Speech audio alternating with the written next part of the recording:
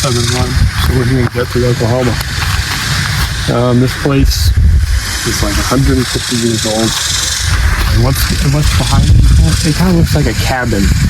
I don't know why you would ever want to be out there. Before we started filming, there was like a gunshot and there was like smoke everywhere. We're literally in the middle of nowhere. This is kind of a creepy old building that we found driving around here. But anyway, there's been a lot of ghost stories that have been around here. I don't know exactly what this building is. It looks like it dates back like when the town is like the original.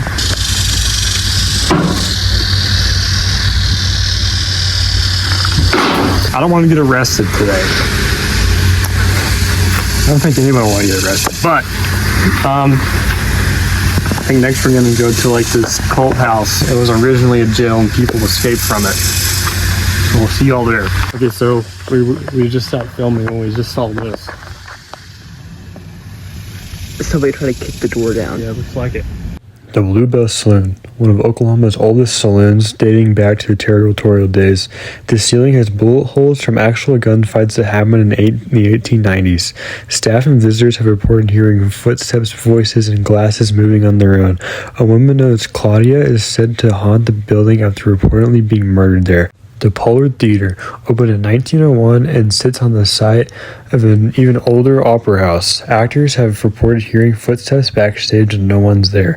Lights have reportedly turned on and off without explanation. Many believe former performers still watch productions from the balcony. I've also seen Shrek the Musical there. The Dominion House, one of Guthrie's oldest restaurants. Employees have reported seeing an old man in old-fashioned clothing walking through the building. Dishes have reportedly moved on their own after closing. The Carnegie Library, built in 1902 with funding from Andrew Carnegie, some staff and visitors have reported books falling from the shelves and hearing whispers in empty rooms. Others have claimed to see shadowy figures near the old reading rooms. The underground tunnels, one of Guthrie's biggest mysteries, is its underground tunnel system. What we know, some tunnels did exist beneath parts of downtown. Historical records confirm that at least some basements were connected by underground passages. For example, the Victor Building's basement connected with the other downtown buildings. These passages were likely used for moving goods between businesses, accessing basements, and utility purposes. Over time, many entrances were sealed during renovations or for security reasons. The legends. According to local stories, outlaws escaped through the tunnels after shootings. During Prohibition, illegal alcohol was secretly transported underground. Some believe gamblers and brothels used the tunnel to avoid law enforcement. Ghost hunters claim the tunnels are one of the most paranormally active places in Guthrie, reporting shadow figures, whispers, and cold spots. So we're trying to find a way to where we can walk around here.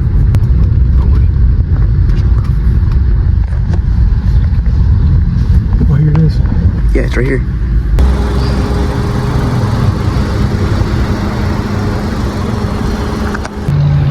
Alright guys, we've made it. So we made it on location. So originally this place was the first jail in the territory. Look at all that. Someone cut the locks off. That's kind of creepy.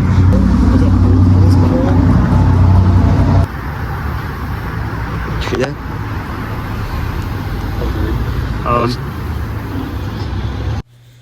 Sorry about this, but the whole time I was there, we kind of got like this weird paranoid feeling.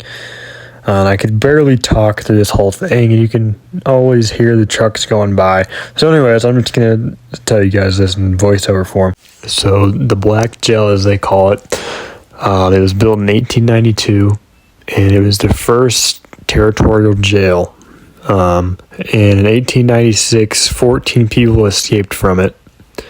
And it was a jail, I don't want to say into the 70s. 50s or 70s until someone bought it in 1991, and she used it as a cold house. There's been rumors of like human sacrifices. I think there was a murder here once too. but the lady that bought it, her name is Linda Green, and there's been a lot of ghost shows that have featured this home.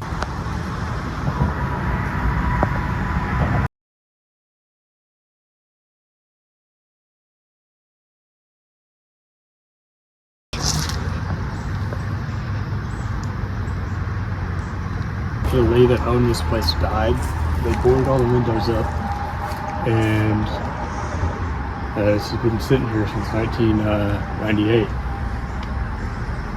There's a lot of rumors of ghost activity here. Pretty cool to come inside of here. There's a lot. It looks like this is an addition over here. This doesn't match that. I don't know how people live in here, dude.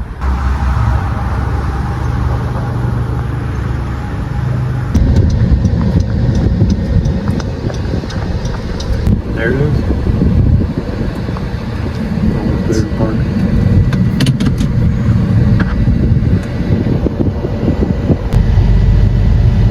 It's the Stone Line Inn, which is one of the most paranormal locations in this town, along with the jail in our next location.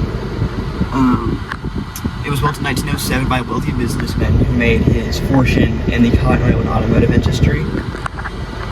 And it operated obviously as an inn, then a funeral home, then a boarding house, and then the bed and breakfast it is today.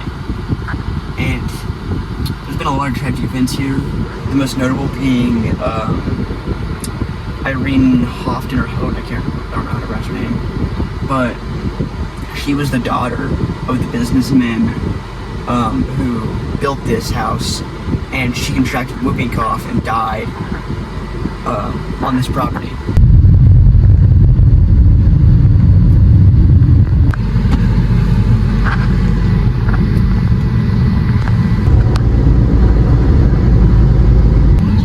Let's try to run in this place though. Alright guys, we've arrived at the next location. This is called the Scottish Rite Temple. This is the largest Freemasonry temple in the entire world. This is one of Guthrie's most iconic landmarks. It has a history closely tied to Oklahoma and the growth of Freemasonry in the state. Freemasonry arrived in Oklahoma's territory almost immediately after the 1898 land run. As membership grew, Guthrie became the center of the Scottish Rite Masonry territory. After Oklahoma became a state in 1907, Guthrie constructed Convention Hall on Oklahoma Avenue to serve as a legislative building. In 1910, when the state capital moved from Guthrie to Oklahoma City, the Convention Hall was no longer needed. The city of Guthrie sold the property and surrounding Capitol Park to the state Scottish Rite Masons, giving them the opportunity to build a much larger headquarters. Construction of the current temple began when the laying of the cornerstone in January 1921, designed the architectural firm Kerr and Hawk. The building features massive limestone columns, elaborate woodwork, murals, stained glass, and a 3,000-seat auditorium. It became the permanent home of the Scottish Rite in 1923.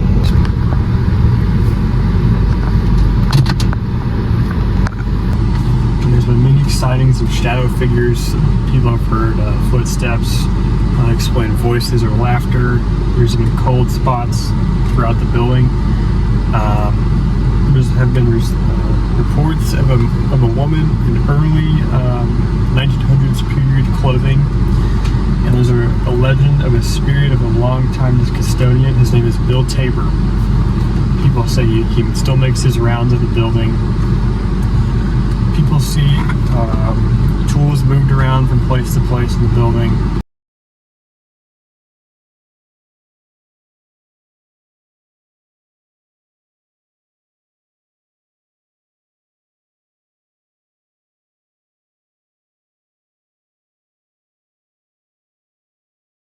What's up guys, hope you guys enjoyed this week's video. I decided to switch it up a little bit. I like the MMA documentaries a lot. I'm still going to be making those, but yeah, I don't know. I thought that'd be cool because that's where I'm from, that's where all my family's from. and we were up there for a few weeks. We literally got back today. But anyways, hope you guys enjoyed today's video. Make sure you guys like, comment, and subscribe, and I'll see you guys next week. Thanks for watching.